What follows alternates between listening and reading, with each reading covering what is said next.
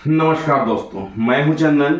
आज मैं आपको एक ऐसी सच्ची कहानी सुनाने जा रहा हूं जिसे सुनकर आपके रोंगटे खड़े हो जाएंगे। ये कहानी है रायपुर की, एक लाश की, एक ट्रंक की और उन लोगों की जो पैसे और लालच के अंधे हो गए।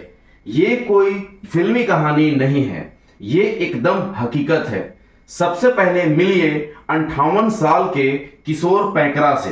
रायपुर के पास मोहाड़ी गांव के रहने वाले, शरीर से लाचार, व्हील चेयर पर चलते थे लेकिन जिंदगी ईमानदारी से जीते थे। अब मिलिए अंकित उपाध्याय से, पेशे से वकील, 31 साल का नौजवान, और उसकी पत्नी शिवानी शर्मा, 24 साल की। ये जोड़ा बाहर से सीधा साधा दिखता था लेकिन मन के भीतर क्या चल रहा था कोई नहीं जानता था।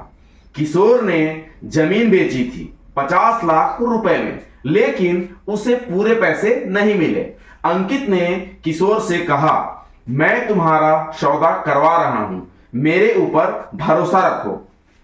किशोर ने भरोसा रखा लेकिन अंकित ने 20 लाख रुपए छुपा लिए। किशोर ने जब पैसे मांगे तो जवाब मिला, बाद में दे दूंगा। धीरे धीरे बात बहस में बदल गई। किशोर ने दबाव बनाना शुरू किया। अंकित को डर लगने लगा कि कहीं जेल ना हो जाए। इसी डर से अंकित और शिवानी ने मिलकर एक प्लान बनाया।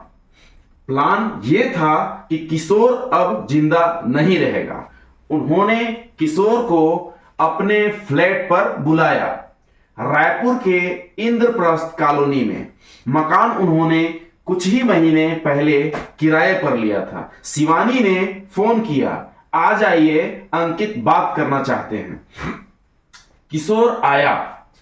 अपनी व्हील चेयर में भरोसे के साथ फ्लैट के अंदर पहले से ही 2 युवक मौजूद थे। पहला विनय यादव, दूसरा सूर्यकांत यादव अंकित के कहने पर आए थे। अंदर किशोर के बैठते ही दरवाजा बंद कर दिया गया, फिर गला घोंट दिया गया और हाथ पैर बांध दिए गए। किशोर ने आवाज लगाने की कोशिश की लेकिन उसकी चीखें दीवारों में ही दम तोड़ गईं। अब सबसे बड़ी समस्या थी, लाश को कैसे छुपाएं। अंकित ने कहा, अगर लाश को ऐसे ही फेंक दिया तो बदबू आएगी, पुलिस जरूर पकड़ लेगी।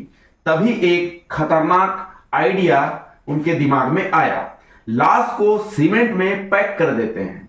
उन्होंने किशोर की बॉडी को एक बड़े सूटकेस में डाला और फिर उसमें गीला सीमेंट भर दिया। ऐसा लगा जैसे इंसान नहीं, कोई पत्थर बंद कर रहे हों। सूटकेस इतना भारी हो गया कि उसे ट्रंक में डालना मजबूरी हो गया। ट्रंक को बंद किया गया और अगले दिन उसे एक आल्टो कार से ले जाने की तैयारी की गई। 23 जून की सुबह रायपुर के लोग अपनी दिनचर्या में लगे रहे लेकिन अंकित और उसकी पत्नी शिवानी के दिलों में हलचल थी। उन्होंने वो भारी ट्रंक कार में रखा, गाड़ी स्टार्ट की और निकल पड़े। पीछे से शिवानी स्कूटी पर चली। वो कई इलाकों में गए लेकिन कहीं उन्हें ट्रंक फेंकने की हिम्मत नहीं हुई। अंत में इंद्रप्रस्थ कॉलोनी के बाहर एक कोने में ट्रंक रख दिया गया। वहां कोई नहीं था। वे चुपचाप निकल गए। दोपहर होते होते उस ट्रंक से बदबू आने लगी। कॉलोनी के लोगों ने पुलिस को सूचना दी। पुलिस आई, ट्रंक खोला गया, उसमें सूटकेस मिला और जब सूटकेस को खोला गया तो अंदर से मिला किशोर का लाश, सीमेंट में लिपटा हुआ। सब हैरान रह गए, ऐसा मर्डर पहले कभी नहीं देखा गया था। पुलिस के लिए यह केस चुनौती बन गया। पुलिस ने सीसीटीवी खंगाले। एक आल्टो कार दिखी पीछे झुकी हुई, एक स्कूटी उस कार के पीछे चल रही थी। नंबर ट्रेस किया गया, नंबर कार अंकित की निकली। इसी बीच पता चला अंकित और शिवानी रायपुर से दिल्ली भागने की तैयारी कर चुके हैं। पुलिस ने तुरंत एयरपोर्ट अलर्ट किया और दिल्ली एयरपोर्ट पर ही दोनों को गिरफ्तार कर लिया गया। पूछताछ में अंकित पहले इनकार करता रहा, लेकिन शिवानी टूट गई।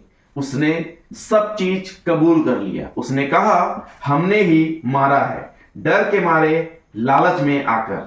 पुलिस ने चारों अंकित, शिवानी, विनय और सूर्यकांत को गिरफ्तार कर जेल भेज दिया।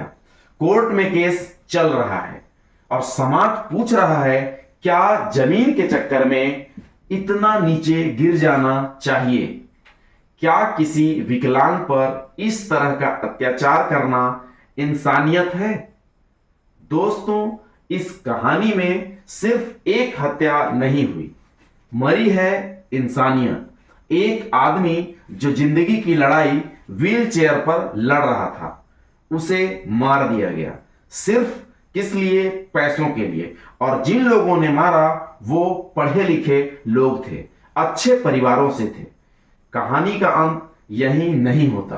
अब शुरू होती है कानून की लड़ाई और सबसे बड़ा सवाल यह है, क्या पैसा इंसान से बड़ा हो गया है? अगर आपको यह कहानी सुनकर कुछ महसूस हुआ तो इस वीडियो को शेयर कीजिए ताकि लोग समझ सकें लालच कितना खतरनाक हो सकता है। फिर मिलते हैं एक और सच्ची कहानी के साथ। बहुत बहुत धन्यवाद।